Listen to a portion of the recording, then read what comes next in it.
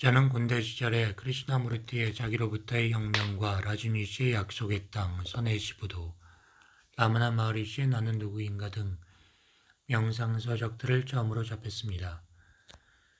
그들은 저의 스승이 되었습니다. 이런 책들은 어두운 시대에서 딱딱한 군대 생활을 하는 저에게 생명수와 같았습니다. 이제 저의 위대한 정신적 스승인 크리시나무르티의 저서를 번역하게 되었습니다. 이 책은 크리시나무르티가 인도 봄베이에서 고등학생들을 상대로 강연한 내용을 옮긴 것입니다. 크리시나무르티는 혁명적인 사상가. 그는 붓다의 전기를 읽으면서 나는 모든 것을 알았고 모든 것을 정복했다. 나는 욕망의 파괴력으로부터 벗어나 구속되지 않고 물들지 않으며 완전히 자유롭게 되었다라는 붓다의 선언에 충격을 받았다고 합니다.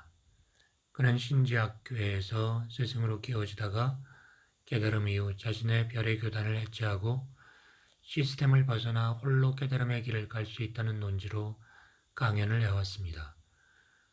그는 진정으로 세계 평화를 가져오기 위해서는 세상의 모든 대학이 문을 닫아야 한다고 말했습니다. 이것은 제도화된 현대사회와 교육의 모순들을 지적하는 말입니다. 이렇게 그는 지극히 비판적인 시선으로 우리의 사회를 진단하면서 어떻게 세상을 개혁할 수 있는지에 대해서 정사진을 제시하고 있습니다.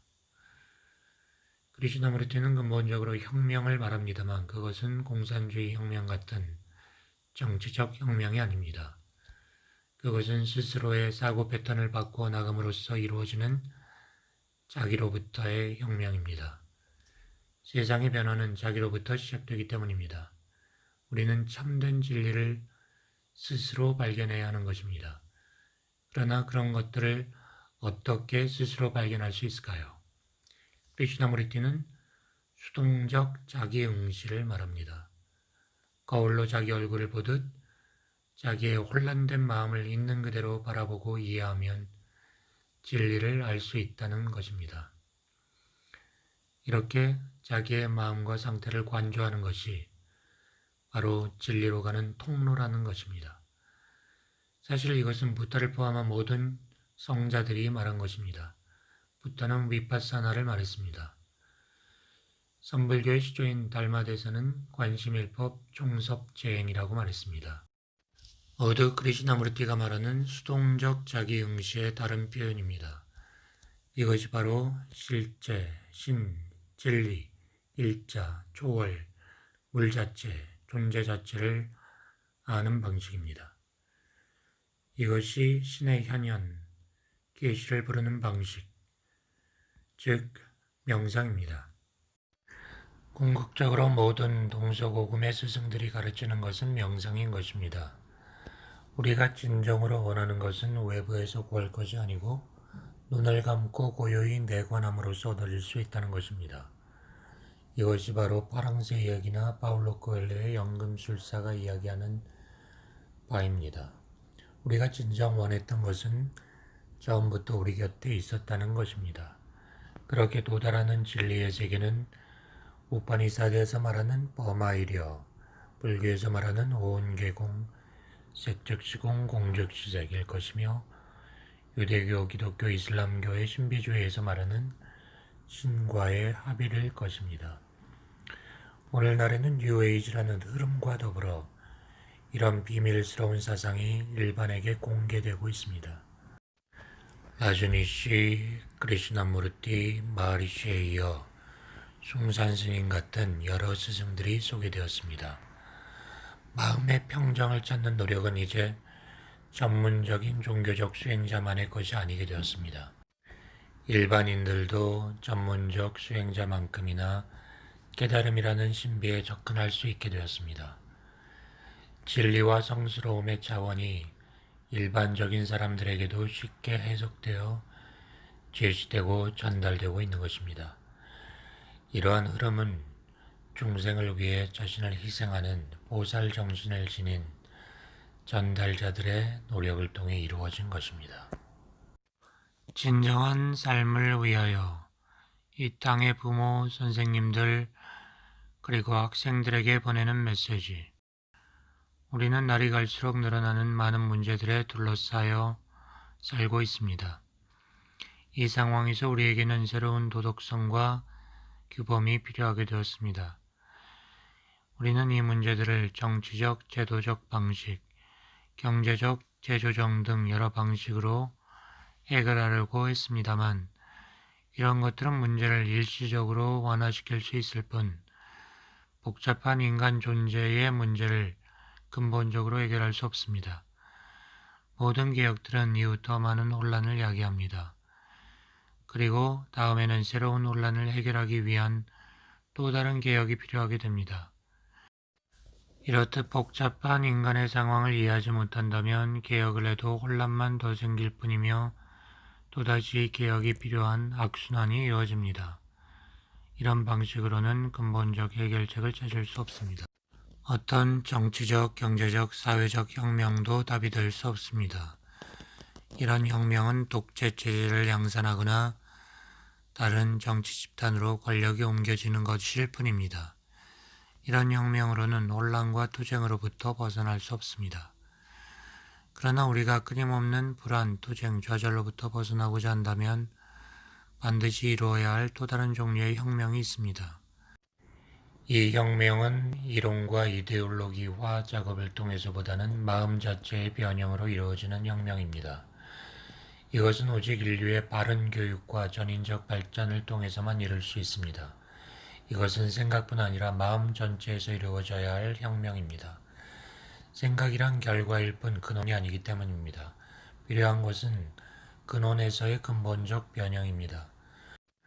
사람들은 결과와 현상만을 이야기할 뿐 삶의 변화, 과거 사고방식의 제거, 전통과 습관으로부터의 해방에 관해서 관심이 없습니다. 우리가 다루는 것은 이 근원적 삶의 변화에 대한 것입니다. 바른 교육만이 변화를 가능하게 합니다. 탐구하고 배우는 것은 마음의 작용입니다. 배움이란 기억력을 높이거나 지식을 축적하는 것이 아닙니다. 배움이란 환상에서 벗어나 분명하고 명석하게 생각하는 능력이며 믿음이나 이상을 통해서가 아니라 사실들로부터 시작하는 능력입니다. 생각이 결론으로부터 이끌어진다면 어떤 배움도 불가능합니다. 단지 정보나 지식을 모으는 것일 뿐입니다.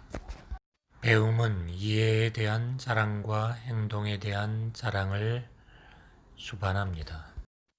배움은 강요되지 않아야 합니다. 강요는 다른 사람의 영향력, 집착, 위협, 설득이나 보상 등을 통해 다양한 형태로 나타납니다.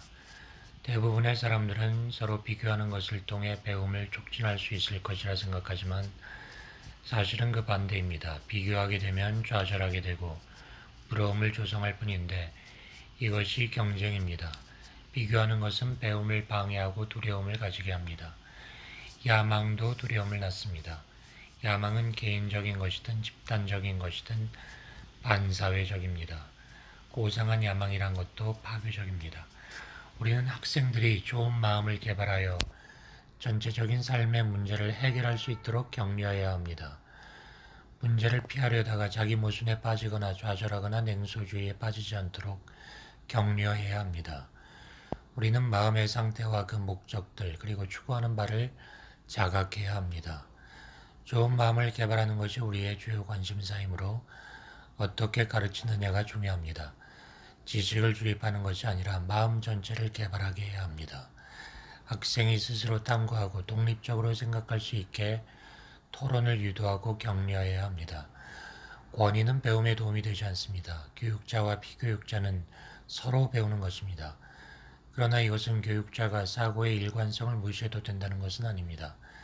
사고의 일관성은 훈련을 통해서 생겨나는 것이 아닙니다. 일관성은 교육자가 지성을 개발하는 데 있어서 자유의 감각이 필수적이라는 것을 이해할 때 나타납니다. 이것은 학생들이 마음대로 무슨 일을 하거나 생각할 수 있다는 의미의 자유가 아닙니다. 자유는 일상의 생각과 행동들을 통해서 나타나는 자기들의 요구와 학습 동기들을 자각하게 해주는 자유를 의미합니다. 훈련된 마음은 자유로운 마음이 아닙니다. 욕망을 억압하는 마음도 자유로울 수 없습니다. 욕망의 과정을 전체적으로 이해함으로써 마음은 자유롭게 됩니다. 훈련은 항상 사고와 신념의 특정한 체제 속으로 마음을 한계 지웁니다. 이런 마음은 자유로운 지성을 획득할 수 없습니다. 훈련은 권위의 복종을 요구합니다. 훈련은 기능적 능력을 요구하는 사회 패턴 속에서는 유효하지만 자발적 지성을 깨어나게 하지 못합니다. 기억 능력만을 개발한 마음은 기계적으로 작용하는 컴퓨터 같습니다. 권위는 마음을 특정한 방향으로 생각하게 만듭니다. 그러나 어떤 특정 방식으로만 생각하도록 길들여진다면 그는 사고할 수 없게 되고 좌절 불행과 더불어 불만을 야기하는 기계인간처럼 기능합니다. 우리는 각 개인이 전면적으로 발전하여 최대의 능력을 실현시키는 것을 돕고자 합니다. 이는 개념적이고 이상주의적인 능력 개발만을 말하는 것이 아닙니다. 비교는 각 개인의 완전한 능력 발휘를 저해합니다. 비교만 하지 않는다면 그가 정원사이든 과학자이든 최대의 역량을 지닌다는 점에서는 다를 것이 없습니다. 그러나 비교가 개입되면 사람들은 시기하고 질투합니다. 슬픔과 마찬가지로 사랑은 비교할 수 없습니다. 사랑에는 더 크거나 작다는 개념이 없습니다. 슬픔은 슬픔이고 사랑은 사랑입니다. 부자나 가난한 자나 동일합니다. 개인의 최대한의 발전은 평등한 사회를 만듭니다. 현재의 경제적 영적 차원에서 평등을 만들어내려는 사회의 투쟁은 전혀 의미 없는 것입니다. 평등을 정착시키려는 사회적 변혁은 다시 반사회적인 활동을 야기합니다. 그러나 바른 교육을 시행한다면 능력의 비교를 통한 시기 질투가 사라질 것이므로 평등을 추구하기 위해 사회적 변혁을 할 필요가 없게 됩니다. 기능과 사회적 지위는 따로 이해되어야 합니다. 사회적 지위는 기능의 상하를 비교함으로써 나타납니다. 사람들이 자신의 능력을 최대한 발휘한다면 기능상의 비교는 없어질 것입니다. 표면상의 차이가 있을 뿐입니다. 선생으로서, 장관으로서, 정원사로서의 차이가 있을 뿐입니다. 이러한 때 사회적 지위는 질투와 시기를 함축하지 않게 됩니다. 오늘날 사람의 능력은 그 사람의 이름에 덧붙여지는 학위를 통해 인식됩니다. 그러나 인간의 전인적 개발을 생각한다면 인간에 대한 평가 방식이 달라질 것입니다. 학위의 유무에 관계없이 능력 있는 자가 대우받게 될 것입니다. 학위를 통해서가 아니라 역량을 통해서 능력을 인정받게 될 것입니다. 그리고 쓸데없는 자기중심적 자만심을 가지지 않게 될 것입니다. 이 자만심은 비교의 결과이며 반사회적인 것입니다. 비교란 교육자가 학생 중 누가 더 우수하고 열등한지 비교하는 방식이 아니라 실제적 효용의 차원에서만 이루어질 것입니다. 학생들이 자신을 발견하고 내적인 능력을 개발하기 위해서는 성적을 받기 쉬운 과목이 아니라 자기의 능력을 최대로 발휘할 수 있는 과목을 선택해야 합니다. 학생들은 일시적인 기분이나 편견 때문에 또는 학점을 따기 위해서 즉각적 효과를 보기 위해서 특수한 개인적 요구를 충족시키기 위해서 과목을 선택할 수 있기 때문입니다. 학생이 처음 단계부터 심리적으로 지성적, 감성적 문제들을 통해 자기의 삶을 총체적으로 바라보도록 도움을 받는다면 이러한 과목을 선택하는 데 주저함을 갖지 않을 것입니다. 지성은 삶을 전체적으로 바라보는 능력입니다. 학생들을 성적으로 평가하는 것은 지성을 평가하는 것이 아니고 인간의 존엄성을 훼손하는 것입니다. 이 비교 평가 방식은 마음을 병들게 합니다. 이것은 선생들이 학생들의 발전 과정을 관찰하고 기록해서는 안 된다는 게 아닙니다. 부모들은 자식들의 발전 과정을 알고 싶어 하기 때문에 성적을 원합니다. 그러나 교육자들이 하려 하는 것을 이해하지 못한다면 성적이란 단지 그들이 원하는 결과를 위해 교육자의 작업을 무효화시키는 강요의 도구가 될 뿐입니다. 학부모들은 학교가 하려는 교육이 어떤 것인지 이해해야 합니다. 대개 부모들은 아이들의 성적에만 관심을 가질 뿐 이상을 생각하지 않습니다. 아이들이 행복하기를 바라지만 이런 막연한 바람을 넘어서서 아이들의 전체적인 발전에 마음을 기울이는 학부모가 드뭅니다. 대부분의 학부모들은 무엇보다 그의 아들들이 좋은 직업을 가지길 원합니다. 아이들이 지식을 쌓기를 원합니다. 그래서 책이 중요해집니다. 그렇기 때문에 이면에 진정한 사고력을 지니도록 하기보다 반복해서 외우는 기억력을 개발하게 하는 것이 중요해집니다. 교육자가 부딪히는 최대 어려움은 이렇게 넓고 깊은 교육 방식에 대해 학부모가 무관심하다는 것입니다. 대개의 부모들은 이 타락한 사회에서 자식들이 존경받는 지위에 오르도록 도움이 되는 지식을 축적하길 바랍니다.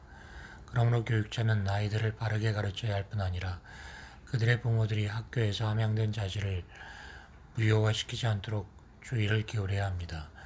진정으로 학교와 가정은 바른 교육의 중심이 되어야 합니다. 학부모와 학교는 교육 목표의 차이로 대립하지 말아야 합니다. 부모는 교육자가 하는 일을 완전하게 이해하고 아이들의 전인적 성장에 관심을 가져야 합니다. 교육자와 마찬가지로 학부모들 또한 아이들에게 어떻게 교육이 이루어지는지를 알아야 합니다. 교육자와 학생과 학부모 간의 관계가 빠르게 형성될 때 비로소 아이들은 빠르게 성장합니다. 교육자는 결코 학부모의 변덕스러운 취향이나 요구에 목종해서는 안 됩니다. 학부모들은 교육자를 이해해야 합니다. 학습 초기 아이들은 자연스럽게 호기심을 갖게 됩니다. 우리는 이 호기심을 지성적으로 격려하여 왜곡 없이 지속되도록 해야 합니다. 그래서 호기심을 통해 다양한 공부를 스스로 할 수 있게 해야 합니다.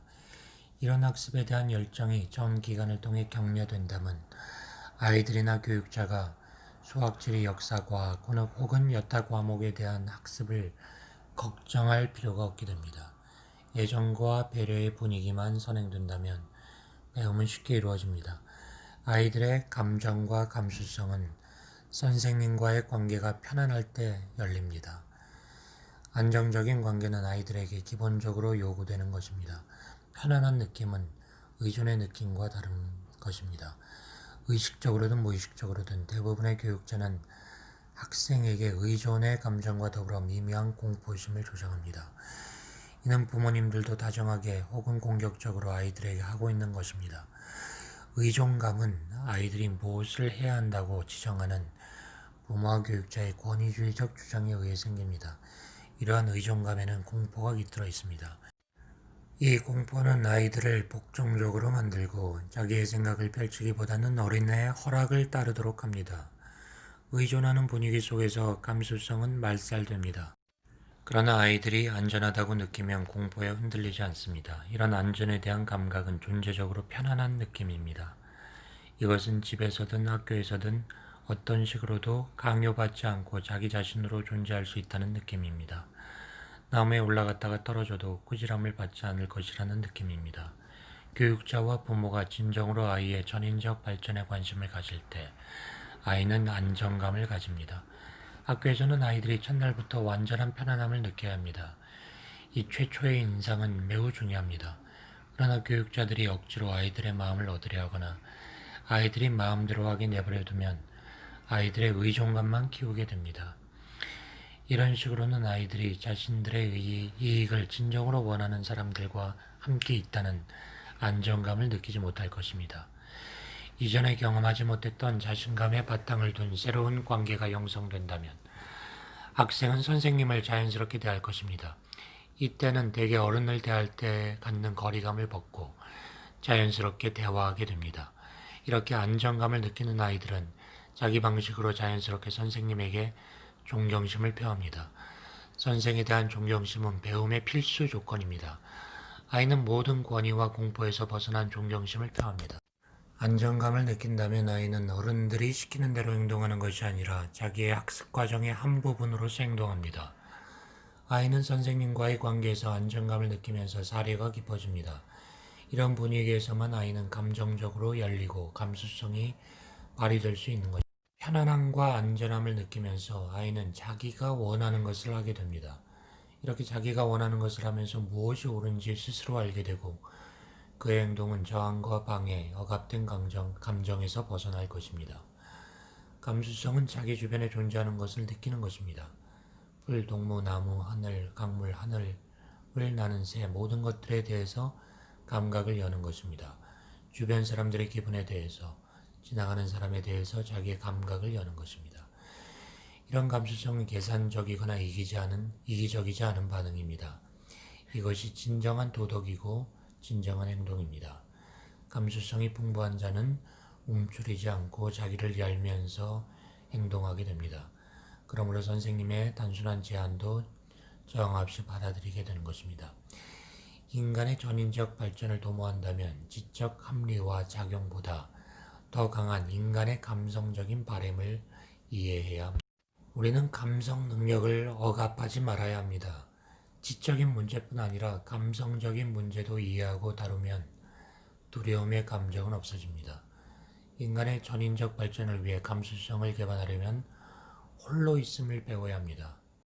우리는 홀로 있음의 의미, 즉 명상의 의미, 죽음의 의미를 알아야 합니다. 고독의 의미, 명상의 의미, 죽음의 의미는 탐구를 통해서만 알 수 있습니다. 이러한 의미는 가르쳐질 수 있는 게 아니므로 체득해야 합니다. 홀로 있음이 무엇인지, 명상이 무엇인지 경험하려면 반드시 실천적으로 탐구해야 합니다. 탐구하는 마음을 가질 때 학습이 가능합니다. 탐구가 이전의 지식에 의해, 권위에 의해, 다른 이의 경험에 의해 억압된다면 학습은 단지 모방일 뿐입니다. 모방은 그것을 경험하지 않은 채 반복하도록 만듭니다. 가르친다는 것은 정보를 전달하는 것이 아니라 탐구하는 마음을 가지게 하는 것입니다. 이렇듯 탐구하는 마음을 가질 때 우리는 종교가 무엇인지 탐구하게 되고 교회와 제의를 갖춘 제도화된 종교를 무조건 받아들이지 않게 될 것입니다. 진정한 종교란 기존의 신념과 도구마를 받아들이는 것이 아닙니다. 진정한 종교는 진실된 마음으로 신을 찾고 진리를 찾는 것입니다. 매일 이를 닦고 목욕하고 새로운 것을 배우듯 아이들은 매일 고요하게 앉아있는 시간을 가져야 합니다. 이러한 홀로 있음은 지시나 외부적 권위에 의해 생기는 것이 아닙니다. 홀로 있음은 거울을 보듯 자기 마음 자체를 분명하게 보게 합니다. 그리고 야망이라는 허망한 갈망으로부터 자기 중심적 활동의 결과로 생긴 모든 복잡함, 두려움, 좌절로부터 자기를 해방시킵니다. 홀로 있음은 마음에 안정을 주며 시간으로 측정되지 않는 항상성을 줍니다. 이러한 마음의 투명성이 개성입니다. 개성의 부족은 자기 모순의 상태입니다. 감수성을 가진다는 것은 사랑한다는 것입니다. 사랑이란 말 자체는 사랑이 아닙니다. 사랑이란 신의 사랑과 인간의 사랑으로 나뉘거나 한 사람의 사랑과 많은 사람의 사랑으로 나뉘는 것이 아닙니다. 사랑은 꽃이 향기를 뿌리듯 사방으로 뿌려지는 것입니다. 그러나 우리는 관계 속에서 사랑을 측정함으로써 사랑을 파괴합니다. 사랑은 개혁자나 사회운동가의 편리한 도구가 아닙니다. 사회운동을 위한 정치적 도구도 아닙니다. 정치가들과 개혁자들이 사랑을 말할 때 그들은 사랑이라는 말을 사용할 뿐이지 사랑의 실체를 드러내지 못합니다. 사랑은 목표를 성취하기 위한 도구가 아닙니다. 사랑은 포괄적인 것이지 어떤 분야에 한정된 것이 아닙니다. 사랑은 어떤 종교에 종속되지도 않습니다. 제도화된 종교가 사랑을 오용할 때 그것은 존재하지 않게 됩니다. 사회와 제도화된 종교 그리고 권위적 정부들은 실제 행동 속에서 열정으로 드러나는 사랑을 알게 모르게 파괴합니다. 인간의 바른 교육을 통한 전인적 발전 속에서 사랑의 자질은 처음부터 함양되어야 합니다. 사랑은 감상적인 감정이 아니고 헌신이 아닙니다. 그것은 죽음처럼 강한 것입니다. 사랑은 지식을 통해 주어지는 것이 아닙니다. 사랑 없이 지식을 추구하는 마음은 단지 효율성에만 관심을 가질 뿐입니다. 교육자는 반드시 사랑이라는 자질에 관심을 기울여야 합니다. 겸손, 온유, 배려, 인내, 예절, 이 모든 덕목이 바로 사랑입니다. 겸손과 예절은 바른 교육을 받은 사람에게 스며듭니다. 이러한 사람은 세상의 모든 것에 대해 사려 깊습니다. 이것은 그의 행동과 언어에 반영됩니다. 사랑은 야망과 욕심에서 마음을 해방시킵니다. 사랑은 존경과 좋은 취미로 자기를 표현하는 세련됨을 가져옵니다. 오만으로 자신을 강화하려는 마음을 정화합니다. 행동의 세련됨은 외부의 요구에 대한 결과로 나타나는 것이 아닙니다. 그것은 자발적으로 사랑의 자질에서 비롯되는 것입니다. 사랑에 대한 이해가 존재한다면 섹스나 모든 복잡함, 인간관계의 미묘한 문제는 흥분이나 두려움 없이 이성적으로 접근될 수 있습니다. 인간의 전인적 발전에 우선적인 관심을 가진 교육자라면 우리 인생에 있어 중요한 섹스를 잘 이해해야 합니다. 처음부터 병적 관심을 촉발하지 않도록 아이들의 자연적 호기심을 잘 다스릴 수 있어야 합니다. 사랑으로 가르치는 것이 아니라면 사춘기 아이들에게 생물학적 지식을 전달하는 것은 오히려 아이들을 탐욕으로 이끌 수 있습니다. 사랑은 마음에서 악을 제거합니다. 교육자에게 사랑과 이해가 존재하지 않는다면 남녀를 분리시키는 것은 오히려 호기심을 강화하고 열정을 자극하게 됩니다. 그러므로 남자, 여자를 함께 그리고 바르게 교육하는 것이 중요합니다. 사랑의 자질은 정원 가꾸기, 목수일, 페인팅, 공예 등 손으로 무엇을 하는 것에 의해서도 표현됩니다. 또 오감을 통해 나무를 보고 산을 보고 땅을 보고 하는 방식으로도 표현됩니다. 음악을 들으면서 새소리를 들으면서 흐르는 물소리를 들으면서도 표현됩니다. 우리는 마음의 함양과 감성적 감수성에 깨어남 뿐 아니라 신체적 개발에도 관심을 가져야 합니다. 체육은 중요합니다. 신체가 건강하지 않으면 정신도 건강하지 않습니다. 몸이 좋은 건강 상태를 유지하려면 좋은 음식과 휴식도 필요합니다. 감각들이 예민하게 깨어있지 않는다면 몸은 인간 존재의 전인적 발전을 방해합니다. 행동을 우아하게 하고 신체를 균형 있게 통제하려면 다양한 운동을 하고 춤을 추고 게임을 해야 합니다. 깨끗하게 관리되지 않은 몸은 마음과 감정의 감수성과 어울리지 못합니다. 몸은 마음의 도구가 아닙니다. 몸, 감정, 마음은 함께 어울려 전인적 인간을 만듭니다. 그것들이 조화롭게 공존하지 않는다면 갈등이 일어납니다. 갈등이 일어나면 감수성이 깨집니다. 마음은 몸을 지배하고 감각을 누르며 몸의 감수성을 파괴합니다. 그리고 감수성이 사라진 몸은 마음의 날아오름에 장애가 됩니다. 탐구는 오직 마음과 감정과 몸이 개념이나 신념이나 이상에 의해 움직일 때가 아니라 통합되고 하나 될 때 가능하기 때문입니다.